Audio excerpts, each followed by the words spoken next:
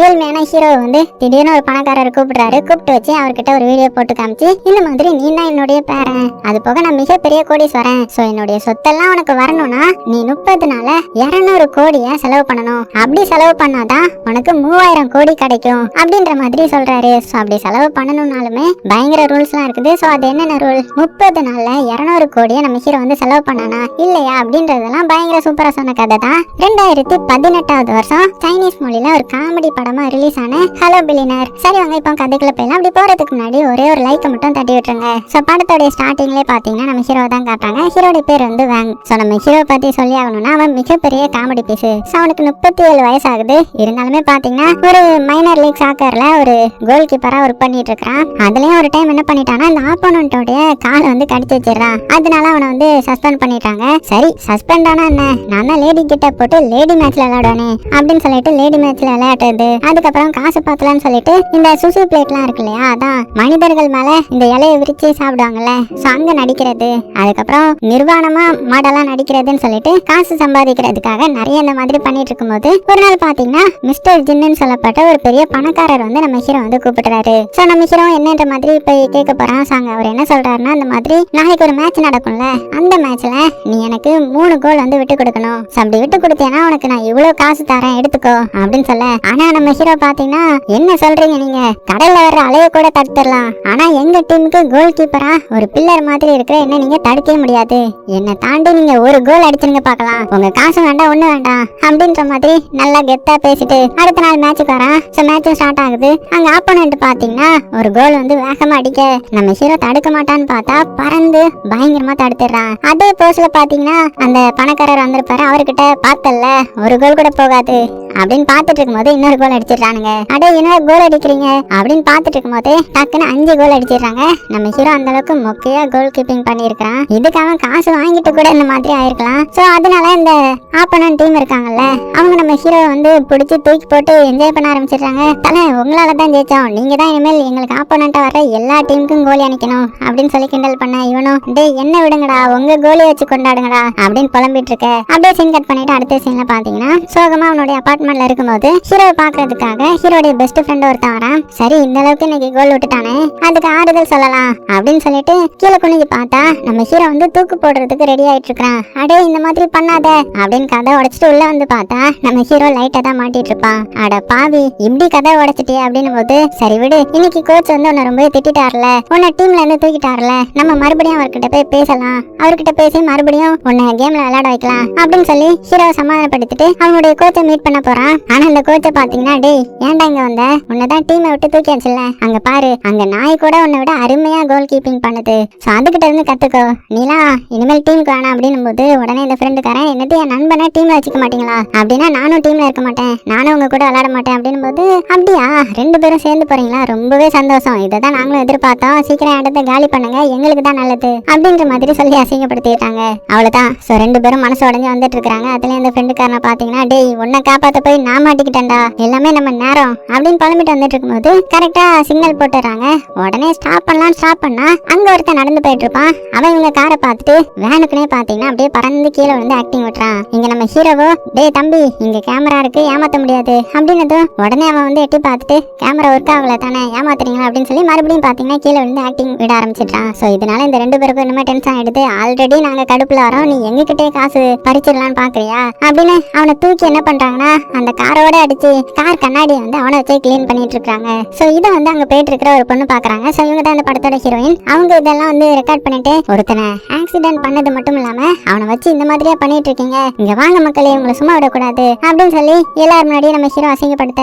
ஆனா நம்ம ஹீரோனுக்கு உண்மைக்குமே என்ன நடந்துச்சுன்றது தெரியாது இல்லையா. சோ அதனால எல்லா மக்களுமே ஹீரோக்கு அகேன்ஸ்டா இருக்கு. அவ்வளவுதான். அடுத்த சீன்ல ஹீரோவையும் அந்த ஃப்ரெண்டுக்காரனையும் ஜெயில தூக்கி போட்டுறாங்க. சோ கட் பண்ணா கொஞ்ச நேரம் கழிச்சு நம்ம ஹீரோவை அந்த பெரிய பணக்காரர் இருக்காருல, ஸ்டார்டிங் சீன்ல பார்த்தோமே, அவர் வந்து பெயில் வந்து எடுத்துட்டு போறாரு. எதுக்கு நீங்க என்ன பெயில் எடுத்தீங்க, உங்களுடைய டீம்ல என்ன கோலி ஆக்க போறீங்களா அப்படின்னு போது, அப்படி பண்ணா விளங்கிடும். சோ நான் எதுக்கு உங்களை எடுத்தேன்னா, இதுக்கு முன்னாடி நான் உங்ககிட்ட கோல் கொடுக்க சொல்லி காசு கொடுத்தேன்ல, அதை நீ வாங்காம விட்டல, அது எல்லாமே ஒரு டெஸ்ட் தான், அந்த ஃபர்ஸ்ட் டெஸ்ட்ல நீ பாஸ் ஆயிட்ட, வா உனக்கு போக போக எக்ஸ்பிளைன் பண்றேன் அப்படின்னு சொல்லி ஒரு பெரிய பில்டிங், ஒரு பெரிய மாளிகைக்கு வந்து கூட்டிட்டு போறாரு. சோ ஹீரோவா அந்த ஆச்சரியத்தோடய பாத்துட்டு உள்ள போறான். உள்ள பார்த்தா இன்னும் 2 பேர் இருக்காங்க பணக்காரங்க. ஒருத்தர் கண்ணாடிக்காரரு, இன்னொருத்தர் நம்ம ஃப்ரெண்டுக்காரன் பேர்னு வச்சுக்கலாம். சோ இந்த 2 பேரும் பாத்தீங்கன்னா பணக்காரர். அது போக இது ஒரு பெரிய இன்சூரன்ஸ் கம்பெனி. அப்பதான் நம்ம பணக்காரர் நம்ம ஹீரோ கிட்ட எக்ஸ்பிளைன் பண்ண ஆரம்பிக்கிறாரு. சோ ஃப்ரெண்டுக்காரன வேற தனியா வெளியில பிடிச்சு வச்சிட்டாங்க இல்லையா. சோ இப்போ நம்ம ஹீரோ கிட்ட மட்டும் என்ன சொல்றாங்கன்னா, இந்த மாதிரி உன்னுடைய தாத்தாவுக்கு தம்பின்னு ஒருத்தர் இருந்தாருல, உனக்கு தெரியுமா அப்படின்னு போது, எனக்கு என்னுடைய தாத்தாவே தெரியாது அப்படின்னு போது, உன்னுடைய தாத்தாக்குன்னு ஒரு தம்பி ஒருத்தர் இருந்தாரு, அவரு செத்து போயிட்டாருன்றதுதான் எல்லாருமே நினைச்சிட்டு இருந்தாங்க. ஆனா அவரு சாகல. பதிலுக்கு ஒரு இன்சூரன்ஸ் கம்பெனி ஓபன் பண்ணி அது மூலமா ஒரு பெரிய பணக்காரர் ஆயிட்டாரு. பணக்காரர்னா என்ன 1000-2000 வச்சிருப்பாரா அப்படின்னும் போது 1000 கோடி 2000 கோடிக்கு மேல அவருக்கு சொத்து மதிப்பு இருக்கு அப்படின்னதுமே நம்ம ஹீரோக்கு அப்படியே ஷாக் ஆயிடுது. அது போக இப்ப அவருக்குன்னு சொன்ன எதுவுமே கிடையாது. ஆனா அவங்க சந்ததியில மிச்சம் இருக்கிற ஒரே ஆளு நீ மட்டும்தான். நீ தான் அவருடைய பேரன். அவருடைய சொத்து மதிப்பெல்லாம் உனக்கு தான் வரப்போகுது. ஆனா அதுக்கு ஒரு முக்கியமான டெஸ்ட் இருக்குது. முதல் டெஸ்ட்ல நீ பாஸ் ஆயிட்ட. 2வது டெஸ்ட் என்ன தெரியுமா அப்படின்னு சொல்லிட்டு இப்ப எக்ஸ்பிளைன் பண்ண ஆரம்பிக்கிறாரு. முன்னாடியும் பாத்தீங்கன்னா ஒரு டிவி மாதிரி போட அதுல பார்த்தா இவனுடைய தாத்தா வராரு. அவர் என்ன சொல்றாருன்னா, டேய் பேராண்டி, நீ ஃபர்ஸ்ட் டெஸ்ட்ல எப்படியோ பாஸ் ஆயிட்ட, நான் நினைச்சதுதான். இப்ப 2வது டெஸ்ட் என்ன தெரியுமா, நீ ஒரு மாசத்துல 200 கோடி ரூபாவை செலவு பண்ணணும். அப்படி நீ செலவு பண்ணிட்டீன்னா மிச்சம் இருக்கிற அந்த 300 கோடி சொத்து மதிப்பும் உன்னுடைய பேர்ல வரும். சோ இதுலயுமே சில ரூல்ஸ் இருக்குது. என்னன்னா, இந்த 200 கோடி பணத்தையுமே நீ லீகலா தான் ஸ்பெண்ட் பண்ணணும். அது போக 2வது என்னன்னா, நீ அந்த பணத்தை வச்சு இந்த அசெட்லாம் வாங்க கூடாது. வீடு காரு அப்படின்னு நீ எதுவுமே வாங்க கூடாது. இந்த மந்த் முடியும் போது இப்போ உனக்கு எவ்வளவு காசு உன்கிட்ட சொத்து இருக்குதோ அதே அளவுக்கு தான் உன்கிட்ட காசு இருக்கணும். இப்போ உன்கிட்ட எவ்வளவு இருக்கும், 1000-2000 தானே இருக்கும். அந்த அளவுக்கு மட்டும்தான் உன்கிட்ட காசு இருக்கணும். 3வது என்னன்னா, நீ இந்த சேரிட்டிக்கு கிஃப்ட் பண்றேன்ட்டு கிஃப்டோ அவங்களுக்கு காசோன்றத நீ டொனேட் பண்ணக்கூடாது. ஃபுல் பணத்தையுமே நீ மட்டும் தான் செலவு பண்ணணும். உனக்குன்னு வேணா ஒரு 100 வேலையாட்களை வச்சுக்கலாம். அதுவும் அவங்க வேலை செஞ்சா மட்டும்தான் நீ அவங்களுக்கு சம்பளம் கொடுக்கணும். அது போக இந்த விலை உயர்ந்த பெயிண்டிங், அதுக்கப்புறம் ஸ்டாச்சு, அதை வாங்கி அப்படி உடைக்கிறது அப்படின்னு சொல்லி காசை எந்த விதத்திலயும் வேஸ்ட் பண்ணக்கூடாது. இன்னொன்னு முக்கியமான விஷயம், இத பத்தி நீ யாருக்கிட்டயுமே சொல்லக்கூடாது. அப்படி சொல்லாம இந்த ஒரு மாசத்துல நீ இந்த 200 கோடியை செலவு பண்ணிட்டேன்னா உனக்கு மிச்சம் இருக்க என்னுடைய சொத்து எல்லாமே உன்னுடைய பேருக்கு வந்துடும். ஒருவேளை உனக்கு இதுல நம்பிக்கை இல்ல அப்படின்னா நான் உனக்கு இப்பவே 10 கோடி ரூபாய் தந்துருவேன். அந்த 10 கோடி ரூபாவை எடுத்துட்டு நீ ஓடி போயிடலாம். இந்த 3000 கோடியும் இந்த ட்ரஸ்ட் பேர்லயே விழுந்துரும். இது அந்த கண்ணாடிக்காரனும் அந்த ஃப்ரெண்டுக்காரனும் இருக்காங்கல்ல, அவங்க 2 பேரும் சேர்ந்து கம்பெனிக்காக செலவு பண்ணிப்பாங்க. சோ அந்த டீலுக்கு ஓகேனா அந்த பாண்ட் பேப்பர்ல சைன் போடு அப்படின்னு சொல்ல, அவ்வளவுதான் நம்ம ஹீரோக்கு எப்படி இருக்கும் பாருங்க. இது நாள் வரைக்கும் ஒண்ணுமே இல்லாதவன், காசுக்காக அங்கங்க போராடினவன், நிறைய பேர்கிட்ட அசிங்கப்பட்டவனுக்கு இப்படி ஒரு ஆஃபர் கொடுத்தா எப்படி இருக்கும். உடனே பாத்தீங்கன்னா வேகமா போய் அதுல சைன் பண்ணிடுறான். அது போக அந்த வீடியோல வந்தாரு இல்லையா தாத்தா, அவர் இறந்து போயிருப்பாரு. அதுவும் ஒரு மாசத்துக்கு முன்னாடி தான் செத்து போயிருப்பாரு. அதனாலதான் அவருடைய வாரிசை தேடி கண்டுபிடிக்க சொல்லி இப்ப நம்ம ஹீரோ கண்டுபிடிச்சிருப்பாங்க. சோ சாகிறதுக்கு முன்னாடி நிறைய இந்த மாதிரி வீடியோ ரெக்கார்ட் பண்ணி வச்சிருக்காரு போல. சோ இப்ப அந்த பணக்காரர் என்ன சொல்றாருன்னா, நீ ரூல்ஸை மீறி செயல்பட்டியா இல்லையான்றத நான் செக் பண்ணுவேன். அது போக உன்னுடைய அக்கௌண்ட் எல்லாம் மேனேஜ் பண்றதுக்காக என்னுடைய கம்பெனில வேலை பாக்குற அதே அக்கௌண்டன்ட் தான் உனக்கிலே வேலை பார்க்க போறாங்க. அவங்க தான் இது அப்படின்னு சொல்லி ஒரு பொண்ணு வர சொல்றா. பார்த்தா அது நம்ம ஹீரோயின். சோ ஹீரோயினும் ஹீரோ பார்த்துட்டு, இவன் கூடயா, இவனுக்கு இல்லையா, அதெல்லாம் என்னால ஒர்க் பண்ண முடியாது, இவன் எவ்வளவு மோசமானவன் அப்படின்ற மாதிரி சொல்றா. சோ ஹீரோயின் தானே ஹீரோவை ஜெயிலுக்கு பிடிச்சு போட்டிருப்பாங்க. சோ ஹீரோவும் ஹீரோயினை பார்த்துட்டு, இவளை பழி வாங்கி ஆகணுமே, அதுக்கு நமக்கு கீழே வேலைக்கு வச்சுக்கலாம் அப்படின்னு சொல்லிட்டு சரி நாங்க கூட ஒர்க் பண்றேன்ற மாதிரி ஒத்துக்கிறான். சோ அந்த பணக்காரரும் பாத்தீங்கன்னா நம்ம ஹீரோயினை சமாதானப்படுத்தி ஹீரோ கூட ஒர்க் பண்றதுக்காக சம்மதிக்க வைக்கிறாங்க. சோ அதுக்கப்புறம் நம்ம ஹீரோவை அந்த பெரிய வால்ட்டுக்கு கூட்டிட்டு போக போறாங்க. சோ இங்க தான் எல்லா காசுமே இருக்குது. சோ அங்க போகும்போதே நம்ம ஹீரோ அவனுடைய ஃப்ரெண்டு கிட்டே சொல்லி கூப்பிட்டு போறான். ஐ மீன் அவன் கிட்ட இந்த 3000 கோடி பத்தி எதுவுமே சொல்லல. பதிலுக்கு கொஞ்சம் இதை மட்டும் சொல்லிட்டு அந்த வால்ட் இருக்கிற இடத்துக்கு கூட்டிட்டு போக பின்னாடியே ஒரு 2 பேரு சேர் எடுத்துட்டு வந்துட்டு இருக்காங்க. சோ இவங்களுக்கு ஒண்ணுமே புரியல எதுக்கு வந்துட்டு இருக்காங்கன்ற மாதிரி. அது போக அந்த வால்ட்டையும் ஓபன் பண்ணிட்டு உள்ள போனா பார்த்தா எக்கச்சக்கமான பணம். அவ்வளவுதான். இத பார்த்த மயக்கத்திலேயே 2 பேரும் அப்படியே பின்னாடி வில வர டக்குன்னு 2 பேரும் அந்த சேர் வைக்கிறாங்க. சோ அதுக்கு தான் இது எடுத்துட்டு வந்திருப்பாங்க போல.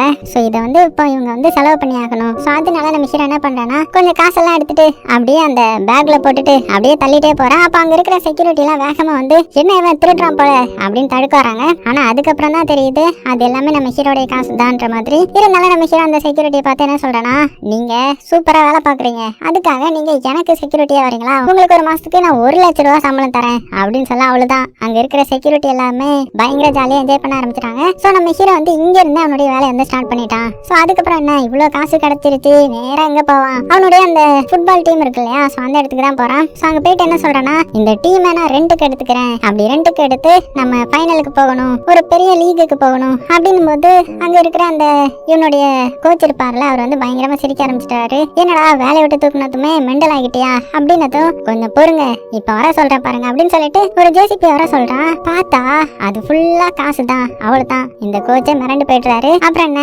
அவனுடைய ஃப்ரெண்ட்ஸ் எல்லாத்தையுமே கூட்டிட்டு வாடகைக்கு கார் எல்லாம் எடுத்துக்கிட்டு அந்த ஊர் ஃபுல்லுமே பயங்கரமா சுத்தி வந்துட்டு இருக்கான். சோ நம்ம ஹீரோட பிளான் என்னன்னா, எந்த ஒரு அசெட்டும் வாங்க கூடாதுன்னா இந்த மாதிரி ரெண்டுக்கு எடுத்துக்கலாம் இல்லையா. சோ ஒரு மாசத்துக்கு ரெண்டுக்கு எடுத்து இந்த மாதிரி செலவு பண்ணலான்ற மாதிரி ஒரு முடிவு எடுத்துட்டான். சோ அப்படி சுத்திட்டு இருக்கும்போதே பாத்தீங்கன்னா ஹீரோயினே அப்படியே வளைச்சு போட்டோ எடுத்துக்கிட்டே வரான். ஹீரோயினும் இதெல்லாம் பார்த்துட்டு, இங்க பாருங்க, என்ன பத்தி உங்களுக்கு தெரியல, எனக்கு ஆல்ரெடி ஆள் இருக்குது. அது போக என்னுடைய பாய் ஃப்ரெண்ட் வந்து உங்களை மாதிரி இந்த மணி வந்து இவ்வளவு கேவலமாலாம் செலவு பண்ண மாட்டான். திடீர்னு பணக்காரனா ஆனதுனால நீங்க இந்த மாதிரி செலவு பண்றீங்க போல. என்னுடைய பாய் ஃப்ரெண்ட் வந்து மணியை எப்படிலாம் சேவ் பண்ணணும்னு மத்தவங்களுக்கு இன்ஸ்ட்ரக்ஷன் எல்லாம் கொடுப்பான் அப்படி இப்படின்ற மாதிரி சொல்ல நம்ம ஹீரோ பாத்தீங்கன்னா அமைதியாகிட்டான். ஏன்னா ஹீரோயினுக்கும் தெரியாது இல்லையா, ஹீரோ வந்து ஒரு மாசத்துல 200 கோடியை செலவு பண்ணணும்ன்றது. சோ கட் பண்ணா இப்ப அடுத்தது பாத்தீங்கன்னா நம்ம ஹீரோ அந்த ஊர்லயே இருக்கிற ஒரு மிகப்பெரிய ஹோட்டலுக்கு வரான். சோ அந்த ஹோட்டல்ல ஒரு நாளைக்கு ரெண்ட் 1 லட்சம் ரூபாய். சோ உள்ள வந்துட்டு அவன் என்ன கேக்குறானா, இந்த மாதிரி ஒரு மாசத்துக்கு எனக்கு வந்து ரெண்டுக்கு வேணும்ன்ற மாதிரி கேட்கும்போது, இல்ல சார் நாங்க அதுக்கெல்லாம் அலோவ் பண்ண மாட்டோம், ஏன்னா இது ரொம்ப காஸ்ட்லி, அது போக நாங்க மெம்பர்ஷிப்க்கு மட்டும் தான் கொடுப்போம் போது, இங்க பாருங்க நான் சொல்றதை கேளுங்க,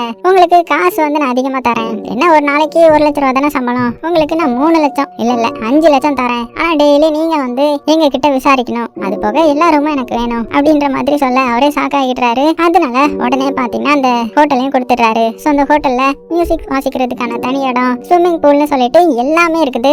சோ அதெல்லாம் பாத்தீங்கன்னா பயங்கரமா என்ஜாய் பண்ண ஆரம்பிக்கிறான். சோ அவனுக்காக வேலை பாக்குற எல்லாருமே இந்த வீட்டுல தான் இருக்கிறாங்க. அது போக நம்ம ஹீரோவுடைய பிளான் என்னன்னா, எல்லாமே ரெண்டுக்கு எடுக்கிறது தானே. ஏன்னா இவன் நினைச்சா அந்த காசுல வந்து தனியா எல்லாமே கட்ட முடியும். ஆனா அப்படி கட்டினா இவனுக்கு அது ப்ராஃபிட் ஆயிடும் இல்லையா. சோ இவனை பொறுத்த வரைக்கும் எல்லாமே நஷ்டமாகணும். அதனாலதான் இப்படி ரெண்ட் எடுத்து பயங்கரமா என்ஜாய் பண்ண ஆரம்பிக்கிறான். சோ அதுலயும் அந்த செக்யூரிட்டி எல்லாம் இருப்பாங்க இல்லையா, அவங்க நம்ம ஃப்ரெண்டுக்காரனை பார்த்து, டேய் எனக்கு கூட செக்யூரிட்டி வேலை இருக்குது, உன்னுடைய ஃப்ரெண்டுக்காரங்க உனக்கு ஒரு வேலை கூட கொடுக்கலையே அப்படின்ற மாதிரி சோகமா பேசிட்டு இருக்காங்க. ஆனா நம்ம ஹீரோ அவனுக்குன்னு தனி வேலை வச்சிருக்கான். என்ன வேலைனா, இப்ப எல்லாரும் முன்னாடியே பேச ஆரம்பிக்கிறான், நான் ஒரு புது இன்வெஸ்ட்மெண்ட் கம்பெனி வந்து ஆரம்பிக்க போறேன். அந்த கம்பெனியோட சிஇஓ வந்து வேற யாரும் கிடையாது, என்னுடைய நண்பன் தான் அப்படின்ற மாதிரி சொல்ல, நண்பன் வந்து பயங்கரமா எமோஷனல் ஆகிட்டான், என்ன நம்பி இவ்வளவு பெரிய பொறுப்பான்ற மாதிரி. ஆனா நம்ம ஹீரோடைய பிளான் என்னது, அந்த ஃப்ரெண்டுக்காரனுக்கு கொடுத்து எல்லாமே நஷ்டமாகணும்ன்றது தானே. ஆனா அது அவனுக்கு தெரியாது. அப்படியே ஸ்டேஜ்ல வந்து பயங்கர எமோஷனலா ஸ்பீச் எல்லாம் கொடுக்க ஆரம்பிக்கிறான். அது போக இதுக்கப்புறம் நம்ம ஹீரோ இன்னுமே பயங்கரமா செலவு பண்ண ஆரம்பிக்கிறான். 1 லட்சம் ரூபாய்க்கு ஹேர் கட், அதுக்கப்புறம் துணியெல்லாம் ரெண்டிங்க்கு வாங்குறான், அதுக்கப்புறம் பர்னிச்சர்ஸ், கார்ஸ் அப்படின்னு சொல்லிட்டு பயங்கரமா ஆடம்பரமா செலவு பண்ணிட்டு இருக்க. இதெல்லாம் பார்த்த ஹீரோயின், என்னங்க இப்படி பண்ணிட்டு இருக்கீங்க, இப்படி எல்லாம் பண்ணீங்கன்னா உங்ககிட்ட இருக்கிற இந்த 200 கோடியை நீங்க 6 மாசத்துக்குள்ள காலி பண்ணிடுவீங்க அப்படின்னு போது, 6 மாசம் ஆயிடுமா அப்படின்னு ஹீரோ மனசுக்குள்ள ஷாக் ஆகுறான். அதே டைம்ல ஹீரோயினை கூட்டிட்டு போறதுக்காக ஹீரோயினுடைய பாய் ஃப்ரெண்ட் வந்து வந்திருக்கான். சோ பாய் ஃப்ரெண்ட பார்த்ததுமே நம்ம ஹீரோ வந்து, இந்தப்பா ட்ரிங்க்ஸ் அடிக்கிறியா அப்படின்னு கொடுக்கும்போது, இல்லங்க நான் ட்ரிங்க்ஸ் எல்லாம் பண்ண மாட்டேன்ற மாதிரி சொல்லிட்டு பணத்தை எப்படிலாம் சேவ் பண்ணணும் அப்படின்ற மாதிரி ஒரு லெக்சர் எடுக்க ஆரம்பிச்சிட்டான். அது போக இன்னொன்னு என்ன சொல்றான்னா, காசை எப்படி மிச்சம் படுத்துறதுன்றதுக்காக நான் தனியா ஒரு இதுவே நான் எடுக்க போறேன், ஆனா அதுக்கு டிக்கெட் வந்து இனிமே சேல் ஆகலன்ற மாதிரி சொல்லும்போது, உடனே நம்ம ஹீரோ உள்ள இருந்து கட்டா பணம் எடுத்துட்டு வரான். எடுத்துட்டு வந்து, நீங்க இங்க வச்சு அந்த இதை வந்து எடுக்கலாம், உங்களுக்கு நான் அதை ஆஃபர் பண்றேன்ற மாதிரி சொல்ல, இதெல்லாம் பார்த்த ஹீரோயின், நீங்க இப்படி எல்லாம் பணத்தை எடுத்து செலவு பண்ணீங்கன்னா 6 மாசம் 2 மாசமா குறைஞ்சிரும் அப்படின்னதும், அதுதானே எனக்கு வேணும் அப்படின்னு மனசுக்குள்ள நினைச்சு மறுபடியும் கூட கொஞ்சம் பணத்தை எடுத்துட்டு வந்து அவனுடைய பாய் ஃப்ரெண்ட் கிட்ட நீட்டான். இங்க நம்ம ஹீரோயின் வந்து, என்னுடைய பாய் ஃப்ரெண்ட் வந்து இதுக்கெல்லாம் பயங்கர ஆள் கிடையாது அப்படின்னு சொல்லிட்டு இருக்கும்போது, இவ்வளவு பணத்தை பார்த்து அவன் வாயை பொழந்துட்டு டக்குன்னு ட்ரிங்க்ஸ் எடுத்து குடிக்கிறான். சோ அவனுக்கும் இதான் ஃபர்ஸ்ட் டைம் போல. குடிச்சிட்டு என்ன சொல்றானா, நீங்க வெளியில வரும்போது உங்களுடைய கார்டன் வந்து சுத்தமாவே இல்லை அப்படின்னதும், அப்படியா அப்ப அந்த வேலைக்கு நீ சேர்ந்துக்கிறியா, உனக்கு காசு தரேன் எக்ஸ்ட்ரா அப்படின்னதும், அதுதான் நானும் சொல்ல வந்தேன், காசு இருந்தா என்ன வேணாலுமே நான் பண்ணுவேன் அப்படின்ற மாதிரி பேச ஆரம்பிக்க. இதெல்லாம் பார்த்த ஹீரோயின், அட பாவி நீயாடா காசை பார்த்ததுமே எப்படி ஆயிட்ட, பெரிய பிலாசபர் மாதிரி எல்லாம் பேசுவியாடா அப்படின்னு ஷாக் ஆகிட்டு கோவத்துல அங்க இருந்து கிளம்பிட்டாங்க. சோ கட் பண்ண அடுத்த சில நம்ம ஹீரோ வந்து ஒரு புது இன்வெஸ்ட்மெண்ட் கம்பெனி வந்து ஆரம்பிச்சிருப்பான் இல்லையா, லாஸ் ஆகுறதுக்காகவே. சோ அந்த கம்பெனியை விசிட் பண்ண வரான். அங்க இந்த ஃப்ரெண்டுக்காரனை பாத்தீங்கன்னா தீவிரமா அதை பத்தி ஸ்டடி பண்ணிட்டு இருப்பான் போல. ஹீரோ வந்ததுமே ஹீரோக்கு சீட் கொடுக்க, அங்க வந்ததுமே எதுக்கெல்லாம் இன்வெஸ்ட் பண்ணலான்ற மாதிரி பாத்துட்டு இருக்கான். அப்ப நிறைய கம்பெனி வந்து பாதாளத்துக்கு போற மாதிரி இருக்கும் இல்லையா. சோ அந்த கம்பெனி எல்லாம் பார்த்து, இதெல்லாம் நம்ம வாங்கணும் அப்பதான் நல்லா இருக்கும் அப்படின்ற மாதிரி சொல்ல ஹீரோயின் எல்லாம் ஷாக் ஆகுறாங்க. அட பாவி அதெல்லாம் லாஸ் ஆகுற கம்பெனிடா அப்படின்னு நினைச்சிட்டு இருக்கும்போது, அந்த இடத்துக்கு ஒருத்தன் வந்து வரான். மண்டையில ஒரு கண்ணாடி போட்டுக்கின்னு ஒரு இன்னர் வியர் போட்டுக்கிட்டு காமெடியா வரான். வந்து என்ன உள்ள விடுங்க அப்படின்னு சொல்ல, நம்ம ஹீரோவும் என்னாச்சு அவனை விடுங்க அவன் பேசட்டும் அப்படின்னு சொல்லும்போது, அவன் என்ன பேசுறானா, இந்த மாதிரி நீங்க இன்வெஸ்ட்மெண்ட் கம்பெனி தானே வச்சிருக்கீங்க அப்படின்னா என்னுடைய ப்ராடக்ட்டை பத்தி உங்களுக்கு தெரியாம எப்படி போச்சு, நான் ஒரு புது ப்ராடக்ட் கண்டுபிடிச்சிருக்கேன், தரையில இருந்து எப்படி நீந்துறதுன்றது தான். இந்த இதுல படுத்துக்கிட்டு முன்னாடி டப்புல கொஞ்சம் தண்ணியை பிடிச்சி வச்சுக்கிட்டு அப்படியே நீச்சல் அடிச்சுட்டே நம்ம உருண்டுகிட்டே போகலாம், சோ இதுக்கு மட்டும் நீங்க இன்வெஸ்ட் பண்ணீங்கன்னா இது நல்லா சேல் ஆகும் அப்படின்னு சொல்ல, இதை பார்த்து எல்லாருமே சிரிச்சிட்டாங்க, என்ன கன்றாவிடாதுன்ற மாதிரி. ஆனா நம்ம ஹீரோக்கு தெரியும் இது வந்து மொக்க இதுதான்ற மாதிரி. இருந்தாலும் இவனுக்கு காசு போகணும் இல்லையா, அதனால நான் இதை வாங்கிக்கிறேன், உனக்கு நான் இன்வெஸ்ட் பண்றேன்டா அப்படின்ற மாதிரி சொல்ல எல்லாருமே ஷாக் ஆகிடுறாங்க. அது போக மத்தவங்களுக்கு யாருக்காவது ஏதாவது வேணுமாப்பா அப்படின்னு சொல்ல, அங்க இருக்கிற எல்லாருமே பாத்தீங்கன்னா அவங்க ஐடியாவை சொல்ல எல்லாத்துக்குமே நம்ம ஹீரோ வந்து இன்வெஸ்ட் பண்ண ரெடி ஆகிட்டான். அதனால எல்லாருமே டேபிள் மேல ஏறி நின்னுலாம் டான்ஸ் ஆட ஆரம்பிச்சிட்டாங்க. சோ கட் பண்ண அடுத்தது பாத்தீங்கன்னா நம்ம ஹீரோக்கு வந்து நல்ல காஸ்ட்லியான மசாஜ் பண்ணி விட்டுறதுக்காக ஒரு லேடி வந்திருக்கான். அந்த பொண்ணு பாத்தீங்கன்னா நம்ம ஹீரோ கிட்ட எப்படியாவது தப்பா நடந்துடலாம் அப்படின்னு ட்ரை பண்ண.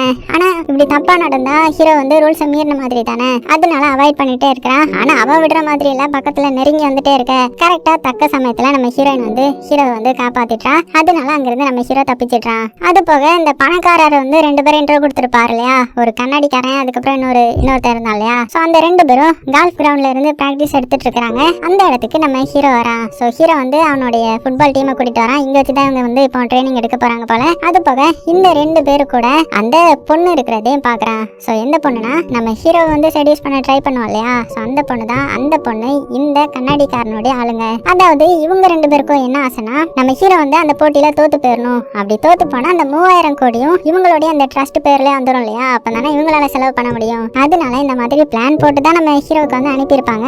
ஆனா ஹீரோ வந்து உஷாராகி தப்பிச்சிட்டான். ஆனா இவங்களுடைய பிளான் வந்து தெரிஞ்சு போச்சு இல்லையா, அதனால அவங்க 2 பேருக்கும் சேர்ந்து பயங்கரமான சாப்பாடுலாம் அரேஞ்ச் பண்ணி கொடுக்குறான் அவங்களை கிண்டல் பண்ற விதமா. ஆனா அவங்க என்ன சொல்றாங்கன்னா, அப்படி சாப்பிட்டுட்டு இருக்கும் போதே ஒரு ஃபேமஸான குவாட்ஸை பத்தி பேச ஆரம்பிக்கிறாங்க. அது வந்து ஒரு மிகப்பெரிய ஃபேமஸான பிசினஸ் மேன் சொன்ன தத்துவம் போல. சோ அதை கேட்ட ஹீரோ, அப்படின்னா நான் அடுத்தது அவரை என் கூட உட்காந்து சாப்பிட வைக்கணும், அவருக்கான செலவெல்லாம் நான் பாத்துக்கிறேன், அவர் எங்க வரவீங்க அப்படின்னு சொல்லி அந்த ஃபேமஸான பிலோசபரை பயங்கர செலவு பண்ணி ஹீரோ கூட உட்காந்து சாப்பிடறதுக்காக அரேஞ்ச் பண்றாங்க. அந்த பிலோசபரும் பாத்தீங்கன்னா ஒரு பிசினஸ் மேன் இல்லையா, சோ அதனால ஹீரோ நம்ம கிட்ட நிறைய தெரிஞ்சுக்கிறதுக்காக கூப்பிட்டுருக்கான் போல அப்படின்னு சொல்லி தான் வந்திருப்பாரு. ஆனா இங்க நம்ம ஹீரோ அவர்கிட்ட என்ன கேட்கறானா, இந்த மாதிரி நீங்க பண்ண பிசினஸ்ல உங்களுக்கு ஃபெயிலியர் ஆனது என்னது, எதுல இன்வெஸ்ட் பண்ணா ஃபெயில் ஆகும் அப்படின்ற மாதிரி விசாரிச்சுட்டு இருக்கேன். அந்த பிலோசபர் வந்து டென்ஷன் ஆகிட்டாரு.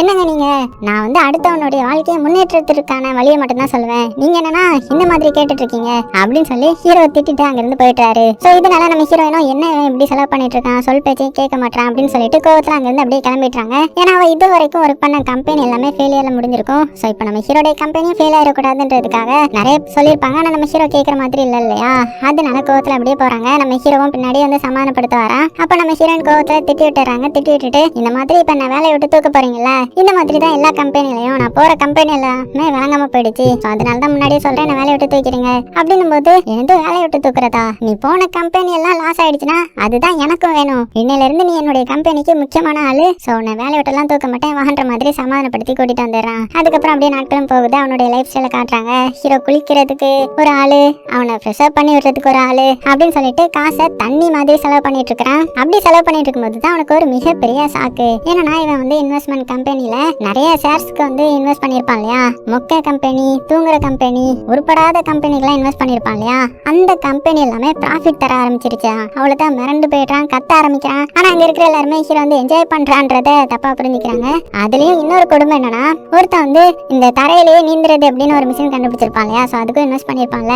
அந்த மிஷின் வந்து ட்ரெண்ட் ஆகி இப்போ 1 லட்சம் பேர் அதை வாங்கி கிட்டத்தட்ட 10 கோடி கிட்ட லாபம் தந்திருக்குது அப்படின்னு சொல்ல, அவ்வளவுதான் ஹீரோ வந்து மிரண்டு போய் பயங்கரமா கத்த ஆரம்பிச்சிடறான். அதே டைம் இந்த சைடு இந்த கண்ணாடி பணக்காரனை காமிக்கிறாங்க. சோ அவனுடைய ஒருத்தன் இருப்பான்ல ஃப்ரெண்டுக்காரன், அவங்க 2 பேரும் சேர்ந்து போட்ட பிளான் தான் இது போல. அவங்க தான் இந்த மாதிரி ஹீரோக்கு லாபம் வர்ற மாதிரி பண்ணியிருக்கிறாங்க. சோ இப்போ ஹீரோ வந்து மசமா மாட்டிக்கிட்டான், செலவு வந்து பண்ண முடியல அவனால அதிகமா. அதனால சோகத்துல அப்படியே தூங்கும்போது நைட்டு கனவுல பாத்தீங்கன்னா இவன் வந்து அந்த காசெல்லாம் எரிக்கிற மாதிரி கனவு வருது. அதுவும் காசு எரிக்கிறதுக்கு லைட்டர் கூட பத்தல. அதுக்காக இவனுடைய அந்த தாத்தா வந்து, நான் வேணா ஹெல்ப் பண்ணட்டுமாப்பா அப்படின்னு சொல்லி ஹெல்ப் பண்ற மாதிரி கனவு வர டக்குன்னு கண்ணு முழிச்சுக்கிறான். சோ இந்த சோகத்துல அங்க வந்து அந்த ஃப்ரெண்டுக்காரன் இருக்கிறான். அவன் வந்து அவனுடைய ஃப்ரெண்ட் ஒருத்தனை கூட்டிட்டு வந்திருக்கான். இந்த மாதிரி இவனுக்கும் ஏதாவது வேலை போட்டு கொடுப்பா அப்படின்ற மாதிரி சொல்ல, சரிப்பா வச்சுக்கலாம் வேலைக்கு அப்படின்னு அவனையும் ஹையர் பண்ணிக்க.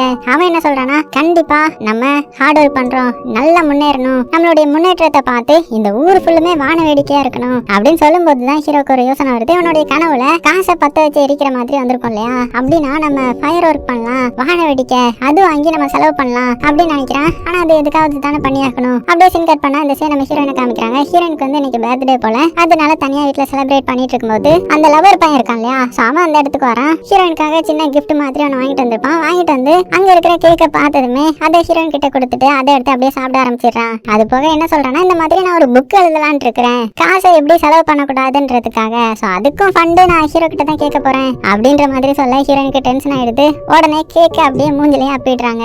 அது போக இந்த லவர் பையனையும் பிரேக்கப் பண்ணி விட்டுறாங்க. ஏன்னா இப்போ காசுன்னு அலைய ஆரம்பிச்சிட்டான் இல்லையா. அதே டைம்ல அடுத்தது நம்ம ஹீரோ மீட் பண்ண வராங்க. வேலை சம்பந்தமா அப்படியே பேச ட்ரை பண்ணும்போது ஆனா நம்ம ஹீரோ வந்து ஹீரோயினை பேசவே விட மாட்டான். என்னன்னு பார்த்தா டக்குன்னு யாருக்கோ கால் பண்ணி ஏதோ சொல்ல திடீர்னு ஃபயர் கிராக்கர்ஸ் எல்லாம் வெடிக்க ஆரம்பிச்சிடுது. சோ இதுதான் இவனுடைய பிளான் பிளான் போல இன்னைக்கு ஹீரோயினுடைய பர்த்டே இல்ல, சோ அது தெரிஞ்சு அவளை இம்ப்ரெஸ் பண்ண மாதிரியும் ஆச்சு, நிறைய காசு செலவு பண்ண மாதிரியும் ஆயிடுச்சு இல்லையா. அதனால இந்த ஊர் ஃபுல்லுமே பாத்தீங்கன்னா வான வெடி தான் வெடிக்க ஆரம்பிக்குது. சோ நம்ம ஹீரோயின் அப்படியே ஸ்டன் ஆகி பாத்துட்டு இருக்க ஊர்ல இருக்கிற எல்லா மக்களும் பாத்தீங்கன்னா அப்படியே மிரண்டு போய் பாத்துட்டு இருக்காங்க. அது போக இந்த சைடு நம்ம ஹீரோயின் என்ன சொல்றாங்கன்னு பாத்தீங்கன்னா, இங்க பாருங்க, இத பார்த்து நான் ரொம்ப இம்ப்ரெஸ் ஆகிட்டேன் தான், இருந்தாலுமே என்னால உங்களை டேட் பண்ண முடியாது, ஏன்னா நான் உங்களை அந்த விதத்துல பாக்கல, ஒரு பிரதராவோ இல்லனா அங்கிளாவோ தான் பாக்குறேன் அப்படின்னு அசிங்கப்படுத்திடுறாங்க. சோ கட் பண்ண அடுத்த சீன்ல என்ன ஆகுதுன்னா, நம்ம ஹீரோயின் வந்து வெளியில போறாங்க. வெளியில பார்த்தா எல்லாமே ஹீரோயினுடைய போட்டோ தான்.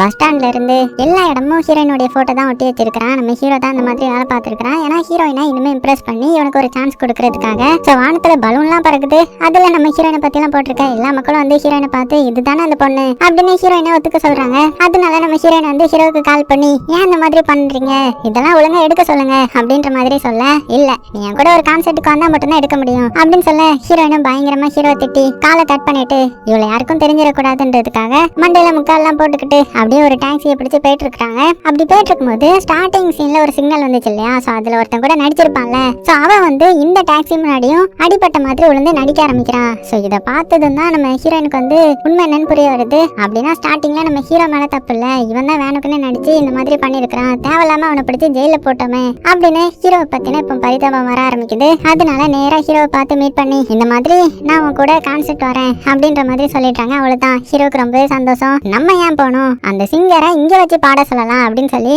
அந்த டீமையே இங்க வர வச்சு இங்க வச்சு பாத்தீங்கன்னா அந்த கான்செர்ட் வந்து நடக்குது. சோ ஹீரோயினும் பயங்கரமா என்ஜாய் பண்றாங்க. ஏன்னா ஹீரோயினுக்கு ரொம்ப பிடிச்ச சிங்கர் தான் இது. அதனால அப்படியே கடைசியில போட்டோ எல்லாம் எடுத்துக்கிறாங்க. சோ அதுக்கப்புறம் எல்லாம் முடிஞ்சதுக்கு அப்புறம் அப்படியே அந்த ரிவர் பக்கமா பேசிக்கிட்டே நடந்து போயிட்டு இருக்கும்போது அங்க சின்ன குழந்தைங்க எல்லாம் அந்த ஃபுட்பால் விளையாடுறது பாக்குறாங்க. சோ பார்த்து அவங்க கூட டைம் ஸ்பெண்ட் பண்ணி பயங்கரமா என்ஜாய் பண்றாங்க. இப்படி இவங்க இந்த சைடு க்ளோஸா இருக்க, இந்த சைடு அந்த வில்லன்களை தான் காமிக்கிறாங்க. 2 பேர் இருந்தாங்கல்ல, சோ அவங்க என்ன பண்றாங்கன்னா ஹீரோயினுடைய பாய் ஃப்ரெண்டை தனியா தூக்கிட்டு வந்து அவன் கிட்ட எல்லா உண்மையுமே சொல்லி அவன் மூலமா ஹீரோவை எப்படியாவது சாட்சி போடலாம் அப்படின்ற மாதிரி பிளான் போட ஆரம்பிக்கிறாங்க. சோ கட் பண்ண அடுத்த நாள் ஆகுது. நம்ம ஹீரோ வந்து ஃபுட்பால் ட்ரைனிங்லாம் எப்படி போயிட்டு இருக்குதுன்னு வந்து பார்த்தா அங்க எல்லாம் மோசமா போயிட்டு அரட்டை அடிச்சுட்டு குடிச்சுக்கிட்டு பயங்கரமா என்ஜாய் பண்ணிட்டு இருக்காங்க.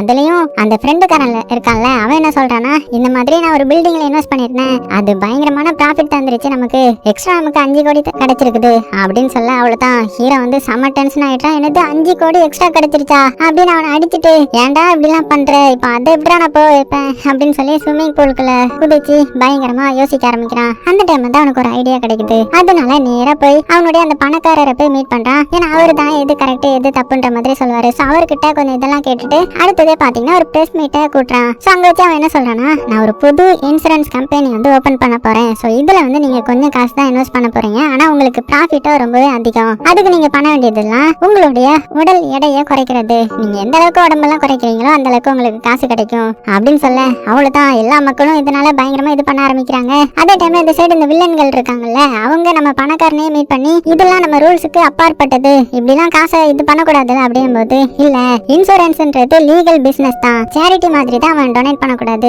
சோ இதெல்லாம் பண்ணலாம் அப்படின்ற மாதிரி சொல்லிட்டாங்க. சோ அது போக இந்த மாதிரி புது ஸ்கீம் கொண்டு வந்ததுனால இந்த ஊர் மக்கள் எல்லாருமே பாத்தீங்கன்னா பயங்கரமா என்ஜாய் பண்ண ஆரம்பிச்சிட்டாங்க. பயங்கரமா என்ஜாய் பண்ணி உடம்பு குறைக்கிறாங்க. சோ மாடிப்படி எல்லாம் ஏறி போறாங்க லிஃப்ட்ல போகாம.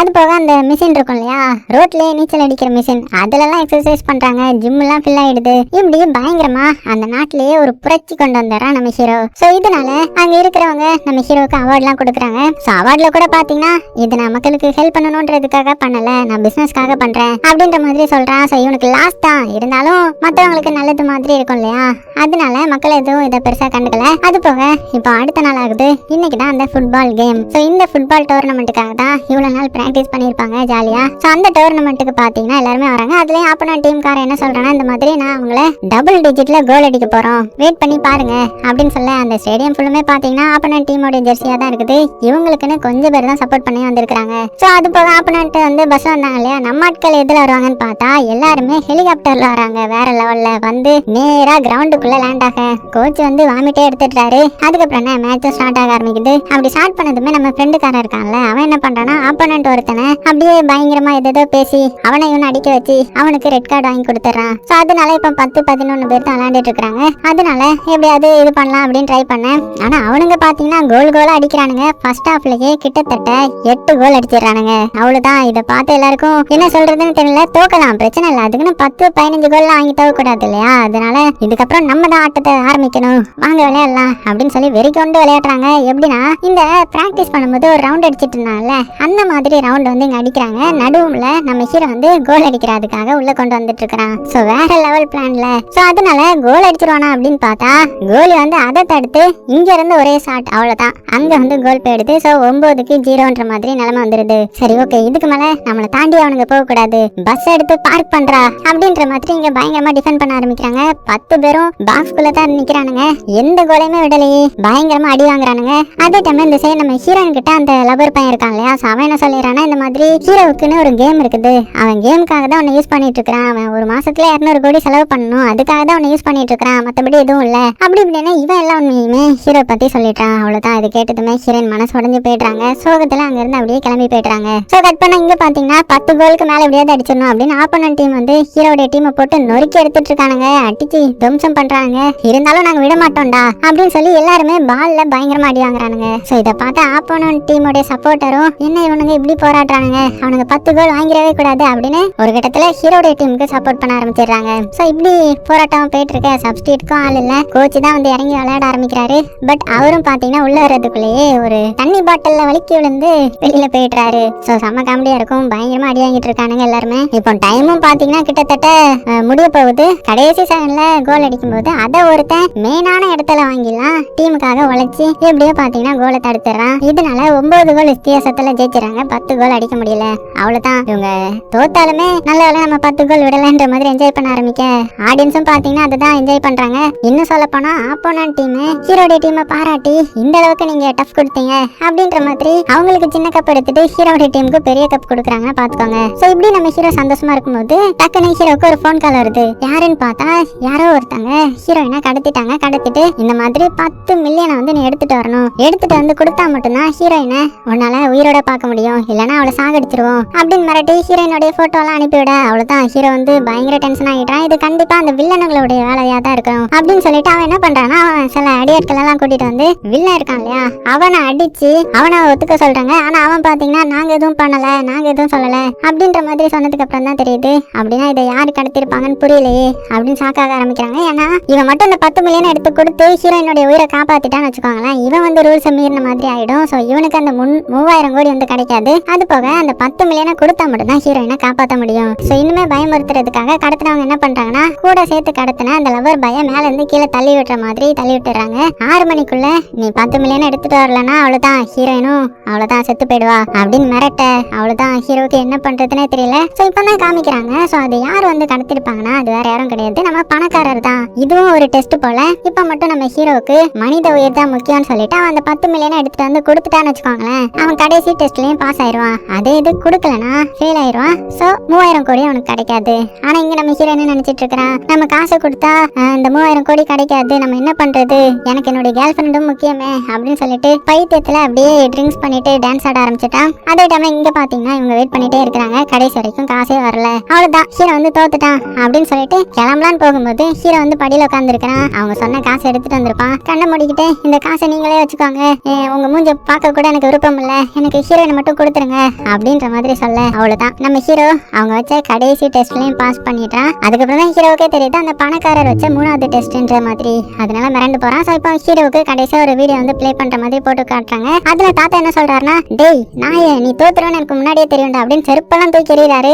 அதுக்கப்புறம் தான் அவங்க டேய் வேற வீடியோ மாத்துங்கடா அப்படின்ற மாதிரி சொல்ல. இப்பதான் அந்த தாத்தா சொல்றாரு, நீ ஜெயிச்சிருவன்றது எனக்கு முன்னாடியே தெரியும், ஏன்னா நீ என்னுடைய பேரண்டா அப்படின்னு பாராட்டுறாரு. அடே தாத்தா, முன்னாடி எதெல்லாம் நடக்க சான்ஸ் இருக்கோ அதெல்லாம் ரெக்கார்ட் பண்ணி வச்சுட்டு நல்லா விளையாடிட்டா இருக்க, இருடி உன்னை சொர்க்கத்துல வந்து அப்புறமா பாத்துக்கிறேன் அப்படின்ற மாதிரி பயங்கரமா திட்டுறான். அதே டைம்ல அந்த 3000 கோடியும் பாத்தீங்கன்னா ஹீரோடைய இதுக்கு வந்துருது. சோ அவ்வளவுதான். அப்படியே கொஞ்ச நாள் கழிச்சு காட்டுறாங்க. ஹீரோக்கு கல்யாணம் ஆயிடுது. ஹீரோயினும் பிரெக்னென்ட் ஆயிட்டாங்க. சோ இப்போ பாத்தீங்கன்னா இவங்ககிட்ட தான் எல்லா சொத்து மதிப்பும் இருக்குது. அதனால அவன் என்ன சொல்றானா, சரி ஓகே நம்ம வந்து நமக்கு வந்து இவ்வளவு அமௌண்ட் வந்து தேவை கிடையாது, நம்ம டொனேஷன் பண்ணிடலாம் அப்படின்றதுக்காக ஒரு இடத்துக்கு வந்து டொனேட் பண்றதுக்காக வந்திருக்காங்க. அப்படி வந்து அங்க வந்து இந்த பேப்பர் ஒர்க் எல்லாம் பண்ணிட்டு இருக்கும்போது கரெக்டா சைன் போட வரும்போது வயிற்றுல இருக்கிற குழந்தை வந்து கொஞ்சம் எட்டி மிதிக்குது.